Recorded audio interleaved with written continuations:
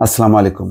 দর্শক, আজকে সকাল থেকেই মনে হচ্ছে বাংলাদেশে দুর্যোগের একটি ঘনঘটা, এবং তার মূল কারণ হচ্ছে চিকিৎসকরা সারা দেশে ৮ দফা দাবিতে কমপ্লিট শাটডাউন শুরু করেছে। প্রথমে ঢাকা মেডিকেল কলেজ হাসপাতালের জরুরি বিভাগে চিকিৎসা সেবা বন্ধ, তারপর সব বিভাগে বন্ধ। এখন সর্বশেষ যেই ব্রেকিং স্ক্রল চালাচ্ছে বিভিন্ন টেলিভিশন, তাতে দেখা যাচ্ছে যে সারা দেশে চিকিৎসকরা কমপ্লিট শাটডাউন। দাবি ৮টি। ৮টি দাবির কি কি পুরো বিস্তারিত জানা না গেলেও প্রথম যেই ঘটনাটা, তাদের উপরে যে হামলা, সেই হামলার বিচার তারা দাবি করছে, এবং সেটি শুরু হয়েছে গতকালকে ৩১শে আগস্ট রাতে।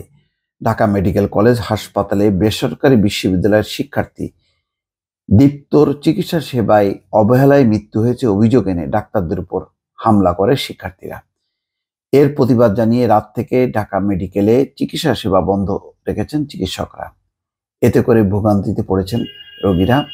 রবিবার সকালে সরেজমিনে দেখা যাচ্ছে যে এমার্জেন্সি ও বহির্বিভাগে রোগীদের উপচে পড়া ভিড়। সকাল থেকেই দাঁড়িয়ে আছেন চিকিৎসা প্রার্থীরা। বহির্বিভাগে সকালে কিছুক্ষণ চিকিৎসা সেবা দেওয়া হলেও ঘণ্টাখানেক পর তা বন্ধ করে দেওয়া হয়।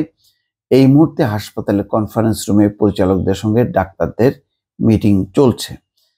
ঢাকার কামরাঙ্গীর চর থেকে বহির্বিভাগের অনেকেই এসছেন, তারা জানাচ্ছেন তাদের দুর্ভোগের কথা।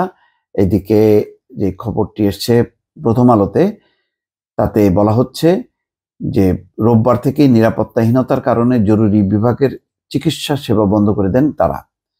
ঢাকা মেডিকেল কলেজ হাসপাতালের সহকারী পরিচালক মোহাম্মদ আব্দুর রহমান আজ বেলা 11টার দিকে এই তথ্য নিশ্চিত করেছেন। মোহাম্মদ আব্দুর রহমান বলছেন, আজ সকাল থেকে জরুরি বিভাগের চিকিৎসকরা নিরাপত্তাহীনতার কারণে চিকিৎসা সেবা দেয়া বন্ধ রেখেছেন।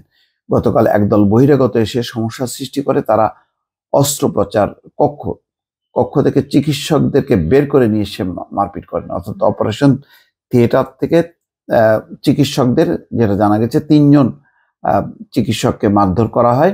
এই ঘটনায় তারা নিরাপত্তাহীনতায় ভুগছেন। গতকাল শনিবার নিউরো সার্জারি বিভাগে ৩ চিকিৎসককে মারপিটের ঘটনা ঘটে।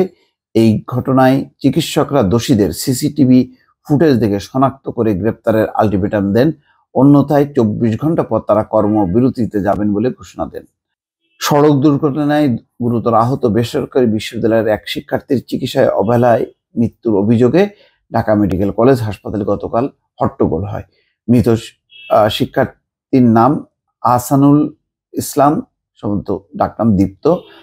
Ahsanul Bangladesh University of Business and Technology প্রকৌশল বিভাগের শিক্ষার্থী। ওই শিক্ষার্থীর মৃত্যুতে চিকিৎসায় অবহেলার অভিযোগ তুলে ঢাকা মেডিকেল কলেজের এক চিকিৎসকের মারধরের ঘটনা ঘটে। এই ঘটনায় বিকেল থেকে রাত পর্যন্ত ঢাকা মেডিকেলে উত্তেজনাকর পরিস্থিতি সৃষ্টি হয়।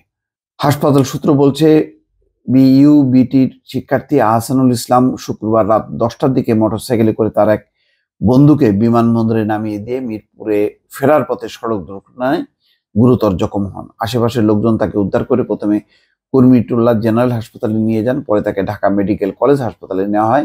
গতকাল সকালে তিনি মারা যান। তো যাই হোক, এই ঘটনায় যেটি ঘটলো, এখন ৮ দফা দাবিতে চিকিৎসকরা কমপ্লিট শাটডাউন, এই শব্দগুলো বৈষম্য বিরোধী ছাত্র আন্দোলনের যখন আন্দোলন চলছিল, সেই আন্দোলনের নেতারা ব্যবহার করতেন কমপ্লিট শাটডাউন। এখন এই শব্দটা ব্যবহার করে চিকিৎসকরা সারা দেশে কমপ্লিট শাটডাউনের ঘোষণা দিয়েছে। নিঃসন্দেহে এটি অত্যন্ত একটা নাজুক পরিস্থিতি তৈরি করবে।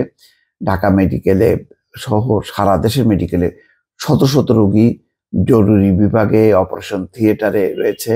তো এই অবস্থায় যদি চিকিৎসকরা কর্মবিরতিতে চলে যান, তাহলে পরিস্থিতি, দর্শক, কি হবে বুঝতেই পারছেন। ভালো থাকবেন। আল্লাহ হাফেজ।